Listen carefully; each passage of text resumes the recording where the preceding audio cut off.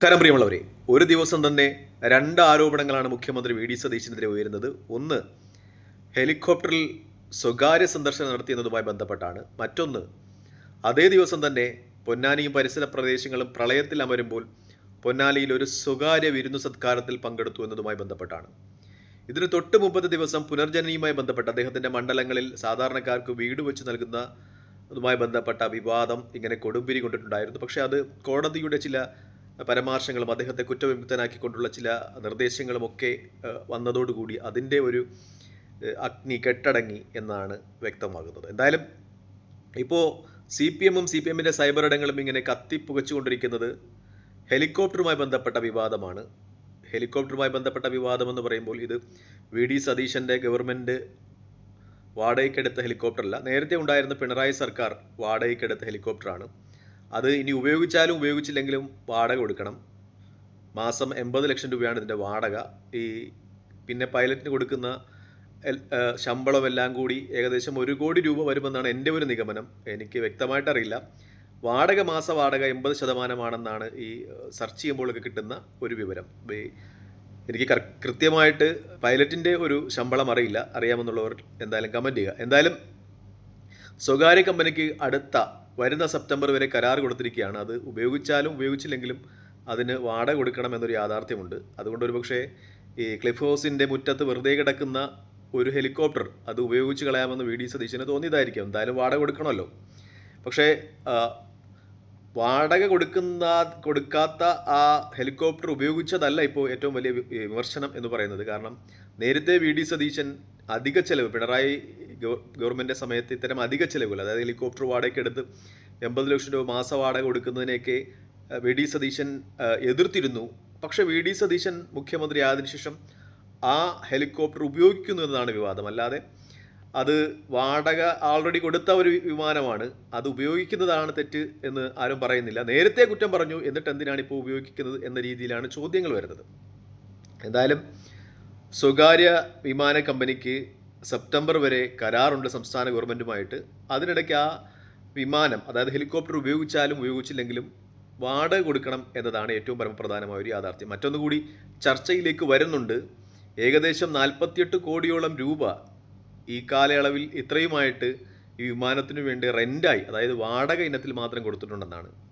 20 കോടി ഉണ്ടെങ്കിൽ ഒരു ഹെലികോപ്റ്റർ വാങ്ങിക്കാമെന്നാണ് പറയുന്നത്. അങ്ങനെ 2 ഹെലികോപ്റ്റർ വാങ്ങിക്കുന്നതിലധികം, അതും കഴിഞ്ഞ് 8 കോടിയോളം രൂപ സംസ്ഥാന സർക്കാർ വാടക ഇനത്തിൽ തന്നെ ഈ ഹെലികോപ്റ്റർ വിതരണം ചെയ്ത കമ്പനി, അതായത് ഈ സ്വകാര്യ കമ്പനിക്ക് വാടക ഇനത്തിൽ മാത്രം കൊടുത്തിട്ടുണ്ട്.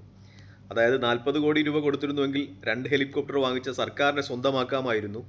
അത് ഈ ദുരിതാശ്വാസ പ്രവർത്തനങ്ങൾക്കൊക്കെ ഉപയോഗിക്കാമായിരുന്നു. ഇപ്പോൾ പ്രളയവും അതുപോലെയുള്ള കാര്യങ്ങളൊക്കെ വരുമ്പോൾ ജനങ്ങളെ പ്രളയബാധിത പ്രദേശങ്ങളിൽ നിന്നൊക്കെ ഒഴിപ്പിക്കുന്നതിന് വേണ്ടി ഉപയോഗിക്കാമായിരുന്നു. പക്ഷേ എന്തുകൊണ്ടാണ് കഴിഞ്ഞ സർക്കാർ അങ്ങനെ ഹെലികോപ്റ്റർ വാങ്ങിക്കുവാൻ തയ്യാറാകാതെ ഈ സ്വകാര്യ കമ്പനിക്ക് റെൻറ്റുമായി ബന്ധപ്പെട്ട വ്യവസ്ഥകളിലേക്ക് കരാർ ചെയ്തതെന്നൊരു ചോദ്യം വരുന്നുണ്ട്. എന്തായാലും സതീശൻ പോയാലും പോയില്ലെങ്കിലും അതിന് റെൻറ്റ് കൊടുക്കണം, വാടക കൊടുക്കണമെന്നാണ് യാഥാർത്ഥ്യം.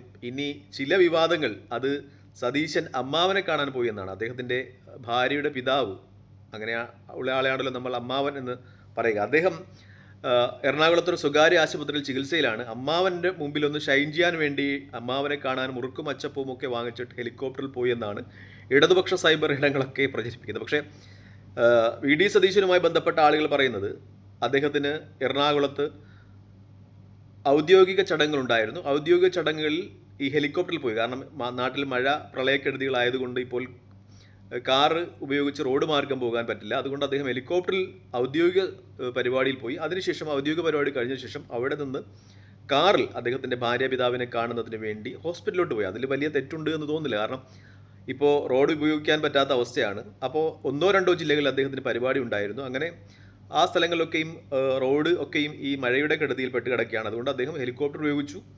അതിനുശേഷം ആ ഔദ്യോഗിക ചടങ്ങിൽ നിന്ന് അമ്മാവനെ കാണുന്നതിന് വേണ്ടി കാറിൽ പോയി എന്നതാണ് നമ്മൾക്ക് സെർച്ച് ചെയ്യുമ്പോഴും വാർത്താമാധ്യമങ്ങളിൽ ശ്രദ്ധിക്കുമ്പോഴും കിട്ടുന്ന ഒരു വിവരം. അല്ലാതെ അദ്ദേഹം മുറുക്കും അച്ചപ്പവും വാങ്ങിച്ചിട്ട് ഹെലികോപ്റ്ററിൽ ഷൈൻ ചെയ്യാൻ അമ്മാവനെ കാണുവാൻ പോയതല്ല എന്ന ഒരു യാഥാർത്ഥ്യം എന്തായാലും ഉണ്ട്. പക്ഷേ ചർച്ചകളൊക്കെയും പോകുന്നത് നേരത്തെ കുറ്റം പറഞ്ഞതുകൊണ്ട്, പിണറായി വിജയൻ ഇങ്ങനെ കാര്യങ്ങളൊക്കെ ഉപയോഗിച്ചത് കൊണ്ട് പിന്നെ കുറ്റം പറഞ്ഞ ഒരാൾ എന്തിനാണ് ഇത് ഉപയോഗിക്കുന്നത് എന്ന തരത്തിലാണ്. അല്ലാതെ വെറുതെ ക്ലിഫ് ഹൗസിൻ്റെ മുറ്റത്ത് വാടക കൊടുത്ത് കിട്ടിരുന്ന ഒരു സാധനം അതെടുത്ത് ഉപയോഗിച്ച് വി ഡി സതീശൻ പോയതിനല്ല കുറ്റം. വി ഡി സതീശൻ നേരത്തെ കുറ്റം പറഞ്ഞിട്ടുണ്ട് പിണറായി വിജയനെ.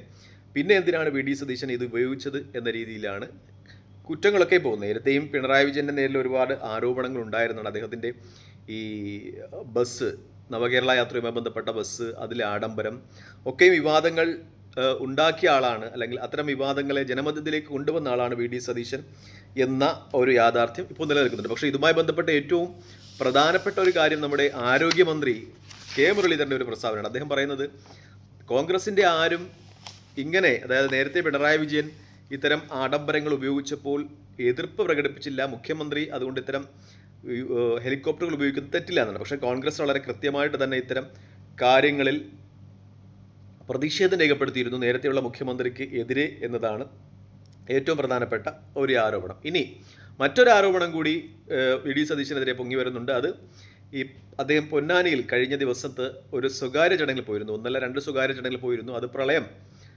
പൊന്നാനിയെ വിഴുങ്ങുന്ന സമയത്തായിരുന്നു. പൊന്നാനിയും പരിസര പ്രദേശങ്ങളും നിരവധി ആളുകൾ വീടും മറ്റു വസ്തുക്കളുമൊക്കെ നഷ്ടപ്പെട്ട് ദുരിതാശ്വാസ ക്യാമ്പിലാണ്. അപ്പോൾ അവരെ ഒന്ന് ആശ്വസിപ്പിക്കുവാൻ പോകാതെ